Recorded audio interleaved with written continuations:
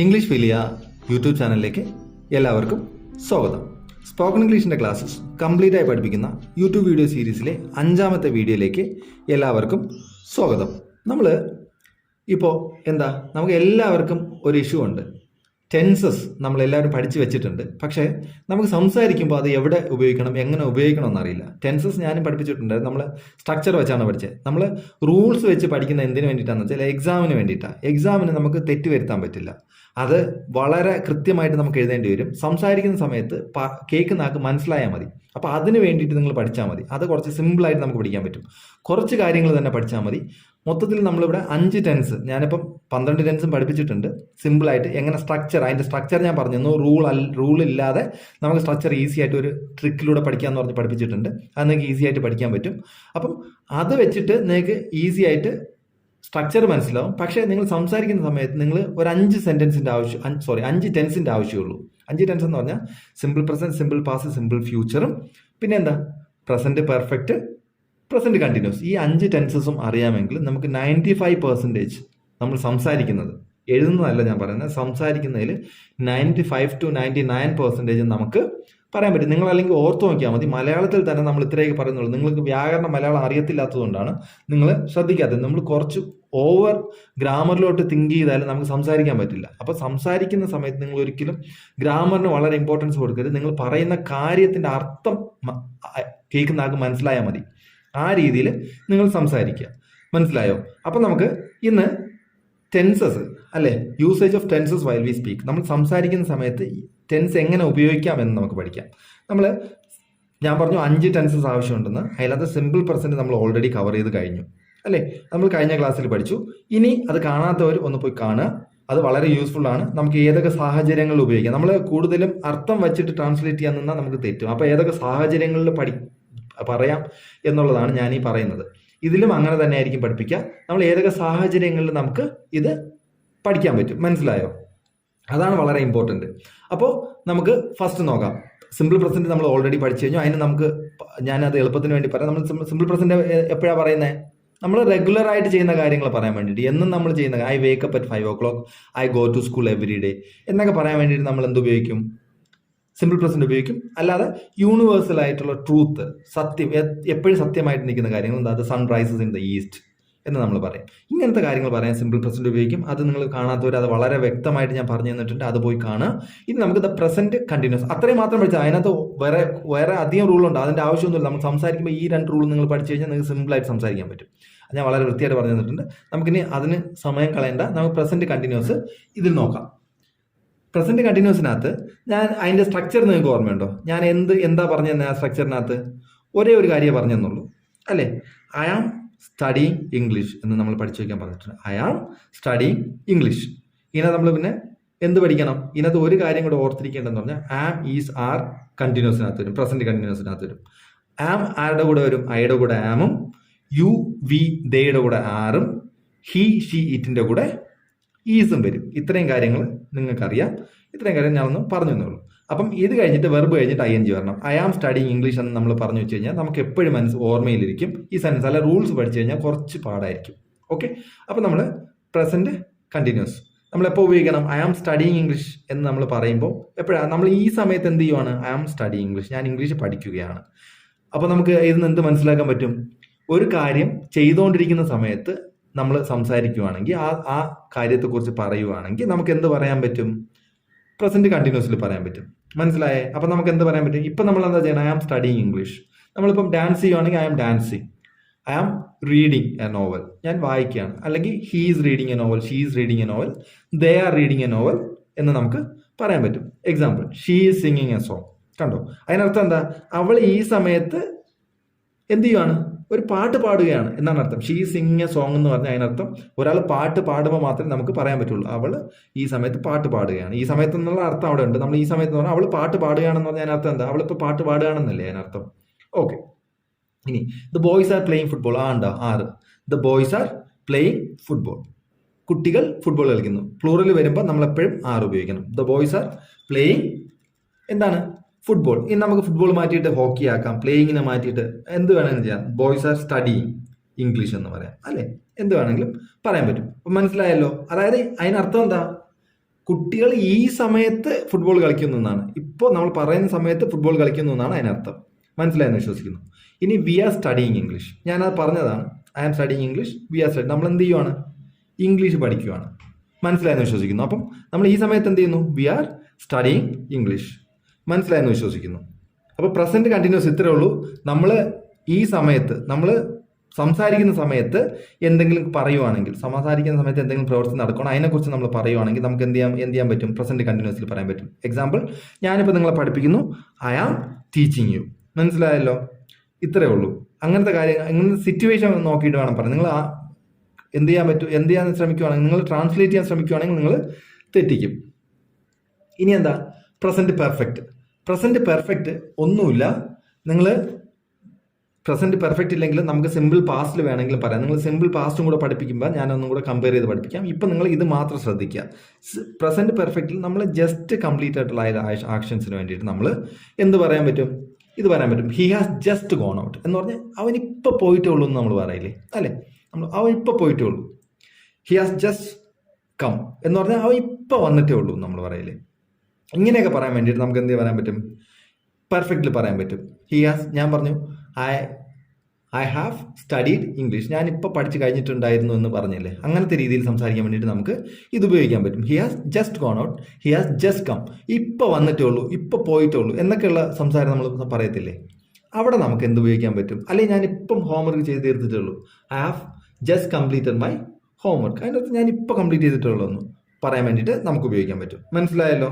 മനസ്സിലായെന്ന് വിശ്വസിക്കുന്നു. അതിൻ്റെ ഒരു I have just met him, ഞാൻ ഇപ്പോൾ അവനെ കണ്ടിട്ടേ ഉള്ളൂ, ഞാൻ ഇപ്പോൾ അവനെ മീറ്റ് ചെയ്തിട്ടേ ഉള്ളൂ എന്നൊക്കെ നമ്മൾ പറയത്തില്ലേ.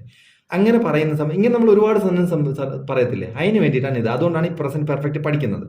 ഇല്ല ഐ മെറ്റ് ഹിം എന്ന് പറഞ്ഞാലും കുഴപ്പമില്ല സിമ്പിൾ പാസ്റ്റിൽ, പക്ഷേ ഇതാണ് കുറച്ചും കൂടി നല്ലത്. അപ്പം ഈ സെന്റൻസും കൂടി നിങ്ങളൊന്ന് പഠിക്കും. I have just met him.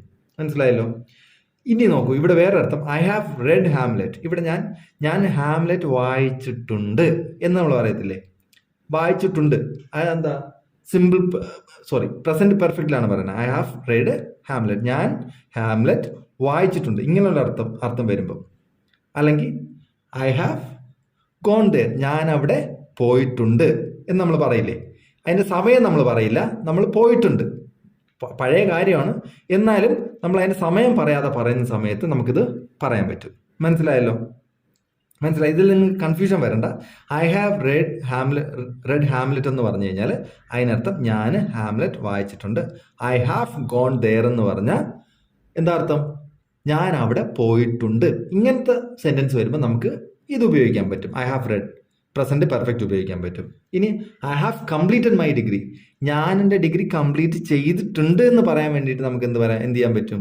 I have completed my degree എന്ന് പറയാൻ പറ്റും. ഞാൻ എൻ്റെ ഡിഗ്രി കംപ്ലീറ്റ് ചെയ്തിട്ടുണ്ട്. മനസ്സിലായോ? അതായത് അവൻ ഇപ്പോൾ വന്നിട്ടേ ഉള്ളൂ, അവൻ ഇപ്പോൾ പോയിട്ടേ ഉള്ളൂ, അങ്ങനത്തെ കാര്യങ്ങൾ പറയുമ്പോൾ I have just gone out, ഞാനിപ്പോൾ പോയിട്ടുണ്ടായിരുന്നുള്ളൂ എന്ന് നമുക്ക് പറയാൻ വേണ്ടിയിട്ട്. He has just gone out, he has just come എന്ന് പറഞ്ഞിട്ട് നമുക്ക് പറയാൻ പറ്റും. ഓക്കെ. ഇനി I have completed my degree എന്ന് പറയുമ്പോൾ എങ്ങനെയാണ് വരുന്നത്? ഞാൻ എൻ്റെ ഡിഗ്രി കംപ്ലീറ്റ് ചെയ്തിട്ടുണ്ട്, അല്ലേ? I have completed my degree, ഞാൻ എൻ്റെ ഡിഗ്രി കംപ്ലീറ്റ് ചെയ്തിട്ടുണ്ടെന്നുള്ള അർത്ഥത്തിൽ നമുക്ക് ഇതും പറയാൻ പറ്റും. മനസ്സിലായല്ലോ? ചെയ്തിട്ടുണ്ട് എന്നുള്ളത്, കംപ്ലീറ്റ് ചെയ്തിട്ടുണ്ട് എന്നുള്ള അർത്ഥത്തിൽ നമുക്ക് പറയാൻ പറ്റും. പക്ഷേ ഇവിടെ ശ്രദ്ധിക്കേണ്ട കാര്യം എന്ന് പറഞ്ഞാൽ നമ്മളിവിടെ സമയം പറയില്ല. I have completed my degree previous year എന്ന് പറഞ്ഞാൽ തെറ്റാണ്. മനസ്സിലായോ? I have completed my degree എന്ന് മാത്രമേ പറയാൻ പറ്റുള്ളൂ. മനസ്സിലായല്ലോ? I completed my degree previous year എന്ന് പറയാൻ പറ്റും. I have completed my degree previous year എന്ന് പറഞ്ഞാൽ തെറ്റാണ്. കുഴപ്പമില്ല, സംസാരിക്കുമ്പോൾ തെറ്റെന്ന് പറയാൻ പറ്റില്ല, എന്നാലും അത് തെറ്റാണ്. അങ്ങനെ പറയില്ല. അങ്ങനെ പറയുകയാണെങ്കിൽ I completed my degree previous year എന്ന് പറയാം. മനസ്സിലായല്ലോ? ഇനി സിമ്പിൾ പാസ്റ്റ് നിങ്ങളൊന്ന് ശ്രദ്ധിക്കണം. അതായത് നമ്മളിപ്പോൾ പറഞ്ഞു ചെയ്ത കാര്യങ്ങൾ പറയാൻ വേണ്ടി, കഴിഞ്ഞ് കംപ്ലീറ്റഡ് ആയ ആക്ഷൻസ് പറയാൻ വേണ്ടി നമുക്ക് പ്രസന്റ് പെർഫെക്റ്റ് ഉപയോഗിക്കാമെന്ന് പറഞ്ഞു. പക്ഷെ അതിനകത്ത് സമയം പറയുവാണെങ്കിൽ നമ്മൾ പാസ്റ്റ് ടെൻസിൽ ഉപയോഗിക്കണം. ദേ മെറ്റ് ഹിം യെസ്റ്റർഡേ, അല്ലെങ്കിൽ ഐ മെറ്റ് ഹിം യെസ്റ്റർഡേ, ഞാൻ ഇന്നലെ അവനെ കണ്ടു. ഇന്നലെ എന്ന് പറഞ്ഞിട്ട് ഐ ഹാവ് മെറ്റ് ഹിം എന്ന് പറഞ്ഞാൽ തെറ്റാണ്. ദേ മെറ്റ് ഹിം യെസ്റ്റർഡേ എന്ന് തന്നെ പറയണം. മനസ്സിലായല്ലോ? ദേ മെറ്റ് ഹിം യെസ്റ്റർഡേ. അപ്പോൾ സിമ്പിൾ പാസ്റ്റിൽ പറയാൻ പറ്റും. ഞാൻ കുറച്ച് മുന്നേ പറഞ്ഞത് തന്നെ I have completed my degree previous year എന്ന് പറയാൻ പറ്റില്ല. I have completed my degree എന്നേ പറയാൻ പറ്റുള്ളൂ. ഞാൻ ഡിഗ്രി കംപ്ലീറ്റ് ചെയ്തിട്ടുണ്ട് എന്നുള്ള അർത്ഥത്തിന് വേണ്ടിയിട്ടാണ്. മനസ്സിലായില്ല? ഞാൻ ഡിഗ്രി കംപ്ലീറ്റ് ചെയ്തിട്ടുണ്ട് എന്ന് പറയാൻ വേണ്ടിയിട്ടാണ് അത് പറയുന്നത്. ഇവിടെ I completed my degree previous year എന്ന് പറയാം. ഐ കംപ്ലീറ്റഡ് മൈ ഡിഗ്രി, അത് പാസ്റ്റ് ടെൻസിലോട്ട് പോകും. മനസ്സിലായല്ലോ? I received his letter a week ago. ഒരാഴ്ചയ്ക്ക് മുന്നേ എനിക്ക് അവൻ്റെ ലെറ്റർ കിട്ടി. മനസ്സിലായല്ലോ? എനിക്ക് റിസീവ് ആയി. മനസ്സിലായല്ലോ? ഇങ്ങനത്തെ കാര്യങ്ങൾ, അതായത് ഒരു ടൈം കഴിഞ്ഞു പോയ കാര്യത്തിൽ ഒരു ടൈം പറയണമെങ്കിൽ നമ്മൾ എന്ത് ഉപയോഗിക്കും? സിമ്പിൾ പാസ്റ്റ് ടെൻസ് ഉപയോഗിക്കും. അതിൻ്റെ ഞാൻ പറഞ്ഞു തന്നു, ഐ സ്റ്റഡീഡ് ഇംഗ്ലീഷ് V2 ഉപയോഗിക്കണം എന്ന് പറഞ്ഞു തന്നിട്ടുണ്ട്. ഐ സ്റ്റഡീഡ് ഇംഗ്ലീഷ്, എല്ലാത്തിനും സ്റ്റഡീഡേ വരുള്ളൂ, വേറെ ഒരു ചേഞ്ചും വരത്തില്ല. ഓക്കെ, അപ്പോൾ സിമ്പിളാണ്. They met him yesterday, I received his letter a week ago. പിന്നെയോ വേറൊരു സന്ദർഭത്തിൽ നമ്മൾ ഉപയോഗിക്കാം. സെന്റൻസ് നോക്കൂ, ഞാൻ പറഞ്ഞുതരാം, അപ്പം നിങ്ങൾക്ക് മനസ്സിലാവും. She left school last year. ഇതും ഓക്കെയാണ്. ലാസ്റ്റ് ഇയറിൽ അവൾ സ്കൂൾ ലെഫ്റ്റ് ആയി എന്ന് പറഞ്ഞാൽ സ്കൂള് നിർത്തി. I learned Hindi in Mumbai. ഇവിടെ നോക്കൂ, I learned Hindi in Mumbai എന്ന് പറഞ്ഞാൽ അർത്ഥം എന്താ? ഞാൻ മുംബൈയിലായിരുന്നപ്പോൾ ഹിന്ദി പഠിച്ചു എന്നാണ്. ഇപ്പൊ പഠിക്കുന്നില്ല, അത് പാസ്റ്റ് ആണ്. പാസ്റ്റ് അർത്ഥം വരുന്നത് പാസ്റ്റിൽ പഠിച്ചു, പാസ്റ്റിൽ കഴിഞ്ഞ കാര്യം പറയാൻ വേണ്ടിയിട്ട് നമുക്ക് പറയാൻ പറ്റും. ഇത് സിമ്പിൾ പാസ്റ്റ് പറയാൻ പറ്റും. ഞാനിപ്പോൾ പറഞ്ഞ കൺഫ്യൂസ് ആക്കണ്ട. അതായത് പാസ്റ്റ് ടൈം കൊടുത്തു കഴിഞ്ഞാൽ എന്തായാലും സിമ്പിൾ പാസ്റ്റിൽ പറയണം, അത് ഉറപ്പാണ്, നമുക്കറിയാം, അതിനകത്ത് തെറ്റില്ല. പിന്നെ ഇത് പാസ്റ്റിൽ ഞാൻ മുംബൈയിൽ, ഇപ്പം നമ്മൾ രണ്ടുപേരും സംസാരിക്കുകയാണ്, ഞാൻ മുംബൈയിലായിരുന്നത് നേരത്തെയാണ്, ഞാൻ മുംബൈയിലായിരുന്നു എന്ന് നിങ്ങൾക്ക് അറിയാം അല്ലേ? ഇപ്പോൾ ഒരാൾ നിങ്ങളോട് സംസാരിക്കുമ്പോൾ ഞാൻ മുംബൈയിലായിരുന്നു എന്ന് നിങ്ങൾക്ക് അറിയാം. അപ്പോൾ ഞാൻ പറയണം I learned Hindi in Mumbai. അതിനർത്ഥം എന്താ? ഞാൻ ഹിന്ദിയിലായിരുന്നപ്പോൾ ഇംഗ്ലീഷ് പഠിച്ചു എന്നാണ് അതിനർത്ഥം. ഹിന്ദി പഠിച്ചു എന്നാണ് അതിനർത്ഥം. മനസ്സിലായല്ലോ? അതായത് അതിൻ്റെ അർത്ഥം നമുക്ക് മനസ്സിലാവും. അതിൻ്റെ അർത്ഥം അതിലുണ്ട്, പാസ്റ്റ് ടെൻസ് ആണെന്നുള്ള അർത്ഥം അതിൽ വരുമ്പോൾ നമുക്ക് എന്ത് ചെയ്യാൻ പറ്റും? I learned Hindi in Mumbai എന്ന് പറയാൻ പറ്റും. അതിനകത്ത് നമ്മൾ പ്രീവിയസ് ഇയർ എന്നോ ഏത് വർഷം എന്ന് പറയണ്ട, അതിനകത്ത് മുംബൈയാണ് അതിൻ്റെ സമയം ക്രമീകരിക്കുന്നത്. അതായത് ഞാൻ മുംബൈയിലായിരുന്നപ്പോൾ ഞാൻ അപ്പോഴല്ലേ നമുക്ക് പറയാൻ പറ്റും ഐ ലേൺഡ് ഹിന്ദി എന്ന് പറഞ്ഞാൽ. ഐ വിൽ ലേൺ ഹിന്ദി എന്ന് പറഞ്ഞാൽ എന്താ? ഹിന്ദി എന്ന് പറഞ്ഞാൽ ഞാൻ ഹിന്ദി പഠിക്കുമെന്നാണ് അല്ലേ?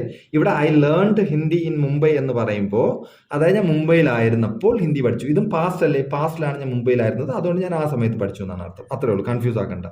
അതുപോലെ ഐ സ്ലെപ്റ്റ് വെൽ എന്ന് പറഞ്ഞ അർത്ഥം എന്താ? ഞാൻ നല്ലോണം ഉറങ്ങി.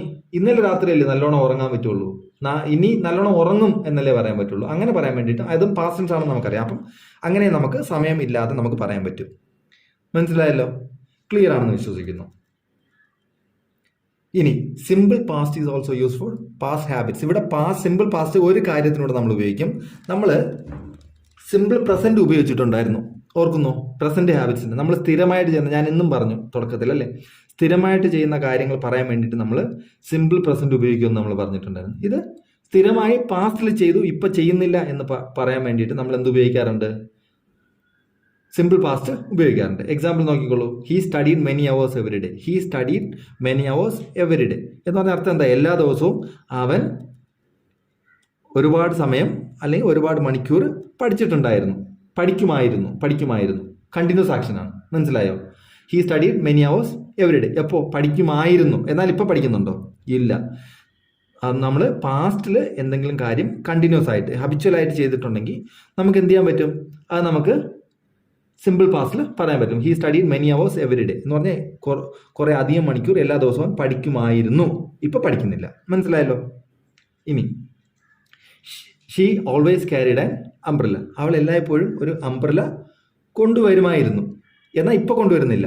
ഇപ്പോൾ ചിലപ്പോൾ കാറിലായിരിക്കും വരുന്നത്, ആ സമയത്ത് നടന്നായിരിക്കും വരുന്നത്, ബസ്സിലായിരിക്കും വരുന്നത്. അപ്പോൾ എല്ലാ ദിവസവും കുട കൊണ്ടുവരുമായിരുന്നു, എന്നാൽ ഇപ്പോൾ കൊണ്ടുവരുന്നില്ല. മനസ്സിലായില്ലേ? നമുക്ക് പറയാൻ പറ്റും she always carried an umbrella. അവൾ എല്ലാ ദിവസവും ഒരു കുട കൊണ്ടുവരുമായിരുന്നു. ഇനി he played cricket every evening in his childhood. അവൻ കുഞ്ഞായിരുന്നപ്പോൾ എല്ലാ ദിവസവും എന്ത് ചെയ്യുമായിരുന്നു? ക്രിക്കറ്റ് കളിക്കുമായിരുന്നു. മനസ്സിലായോ? ക്രിക്കറ്റ് കളിക്കുമായിരുന്നു. ഇങ്ങനത്തെ അർത്ഥം ഞാൻ പറയില്ലേ, I played cricket every evening എന്ന് പറഞ്ഞ അർത്ഥം എന്താ? ഞാൻ കുഞ്ഞിലെ എല്ലാ ദിവസവും കളിക്കുമായിരുന്നു, ഇപ്പോൾ കളിക്കുന്നില്ല. I play cricket every day എന്ന് പറഞ്ഞാൽ എന്താ അർത്ഥം? എല്ലാ ദിവസവും ഇപ്പോഴും കളിക്കും, ഇന്നലെയും കളിച്ചു, ഇന്നും കളിച്ചു, എന്നും കളിക്കും എന്നുള്ള അർത്ഥമാണ് വരുന്നത്.